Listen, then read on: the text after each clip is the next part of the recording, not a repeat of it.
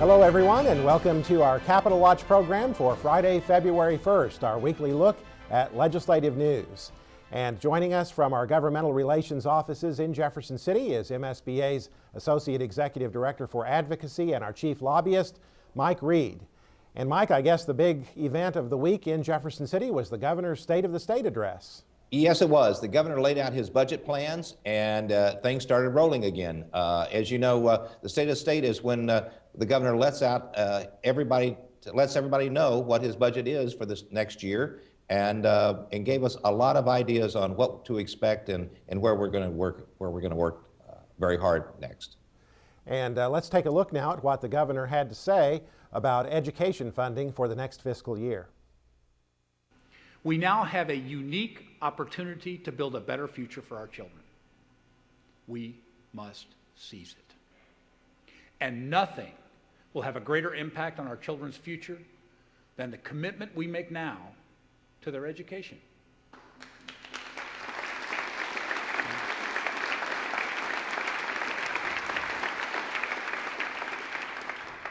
So in my budget, we increase funding for education, and we increase it by $150 million.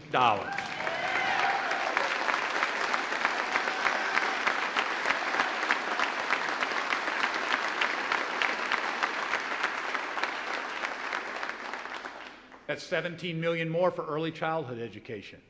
That's $34 million more for higher education. And that's $100 million more for our K through 12 classrooms. And Mike, given the state's budget situation, that's a pretty positive recommendation on funding, isn't it? Yes, it was. We knew that the state's monies were increasing slightly, and more money for K-12 education is a great idea, plus the fact of the early childhood money. Both of those are good challenges for us. We need to work hard to make sure that they are included when the budget is finally signed at the end of the year, but it is very, very encouraging, and people at home should work very hard to make sure that we do get this increased funding. And Mike, the governor talked about some other issues as well, increasing the number of A-plus high schools around the state and also lengthening the school year. Yes, he did. The A-plus program, the governor wants to increase to every public high school in the state of Missouri, which would be very good for all of our students who take part in the A-plus program and encourage them to go on to higher education. The increase in the school year going to 180 days, that has a lot of momentum in the House right now. There's a lot of discussion to take that 180 days and change that into hours, 1,080 hours. That would give a lot of local control to determine how to best set your school year. So those are really very positive changes, and we're looking forward to working with the General Assembly to pass those pieces of legislation. Another interesting idea the governor proposed was the creation of a special state fund to assist local school districts with school construction needs. Let's take a look at what he had to say about that. When we talk about our state's long-term needs, nothing is more important than our schools.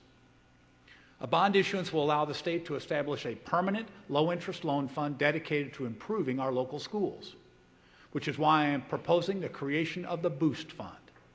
Boost stands for Building Opportunities in Our Schools Today. Because folks, let's not kid ourselves. If we want our children to get a first-rate education and compete in a 21st century global economy, they'll need first-rate 21st century facilities. State-of-the-art computers and science lab, libraries and wired classrooms. The Boost Fund will go to work in your communities, in schools in every corner of our state. And again, Mike, an interesting idea because the state of Missouri right now really doesn't provide any support to local school districts in this area of school construction, does it? That's right. Missouri is one of the few states in the country that the state does not provide money for building of schools or infrastructure costs. So this is a very, very good idea. As we have looked, there's a tremendous pent-up need and desire for more school construction throughout the state of Missouri. This dovetails into what we're working at to increase the bonding capacity so schools can have a bonding capacity greater than 15%. It's going to be an interesting way to see how they work together, but it's a great idea. There's a tremendous need for more construction. And it's also an economic development tool. If we have buildings, that money will be put back into the community. So it'll be fun to work with on this. And Mike, the House Speaker, Tim Jones, delivered the Republican response to the State of the State address. He also mentioned several education issues in his remarks, including the support for the so-called parent trigger concept. Let's take a look at what Speaker Jones had to say about that. Education cannot just begin and end at the schoolhouse door. It must continue at home, and parents should take an active role in ensuring their children are learning what they need to succeed. This can be accomplished by providing parents more power to intervene in failing school districts and force the necessary changes to ensure access to an effective education. And Mike, that's been a priority of the Speaker, hasn't it, this so-called parent trigger concept? Yes, the Speaker for the past several years has introduced this parent trigger bill. This bill would allow parents in a failing school, and the definition of what is a failing school, if more than 50% of the parents sign a petition, they can take the school over and change it into a charter school or run the school themselves. There's some very basic inherent problems with that. First of all, charter schools have not done very well in the state of Missouri. Second, how are we going to do this? We want parents involved. School boards have always encouraged parents to become involved in their students' education. Go to PTAs, go to school board meetings, run for school board. If you don't like what's going on, run for the school board. But this is an idea and a concept that is taking flight and has some legs in other states.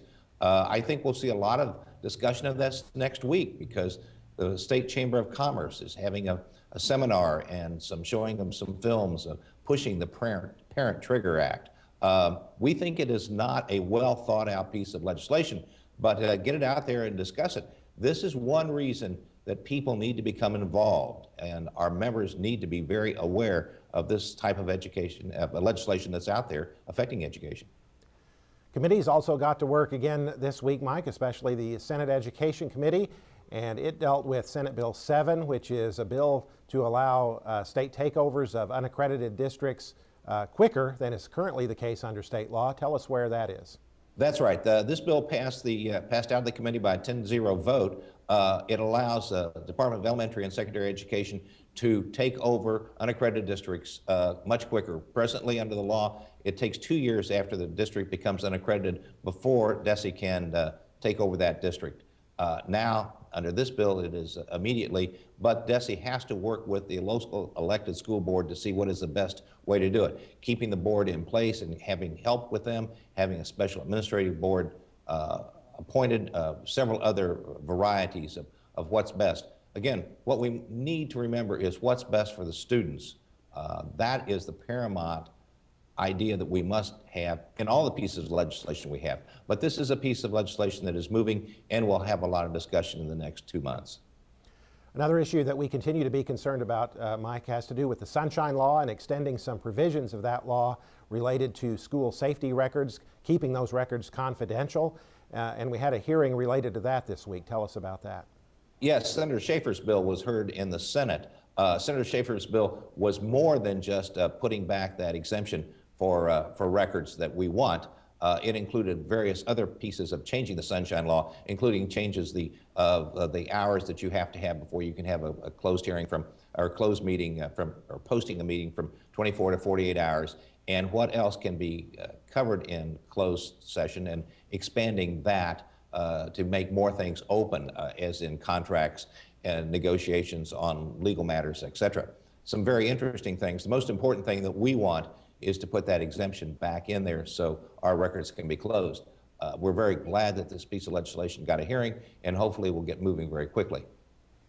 And Mike, the Senate Ways and Means Committee also met again this week talking about the issue of tax policy. Tell us about that. Taxes, as we have said before, are going to be a very, very important part of this legislative discussion this year. Specifically the fact that Kansas has reduced its state income tax and has put some exemptions in. That has caused some concern and some angst in the western part of Missouri. There are numerous people who are saying that all of our businesses are going to soon be moving to Kansas, and we must stop that. So therefore, we must, redo our taxes and reduce our income taxes.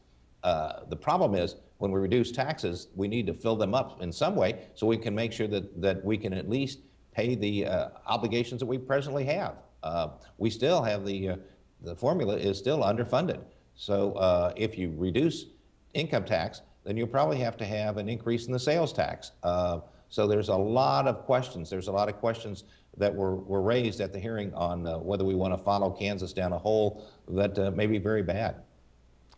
And Mike, what's coming up next week? I assume some more committee hearings. A lot of committee hearings are coming up next week. One bill that's going to be very interesting to school districts, will be heard on Monday, is a bill that would allow public schools districts to establish their own police force. Presently, Blue Springs has that ability to do that, and this would allow other districts to do so.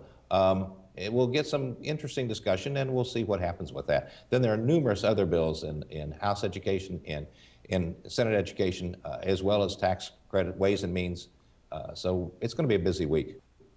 All right, Mike Reed, as always, thanks for being with us. And as always, we'll be keeping you up to date on the goings-on in Jefferson City with our Legislative Voice newsletter, our daily blog on the website, and of course this program.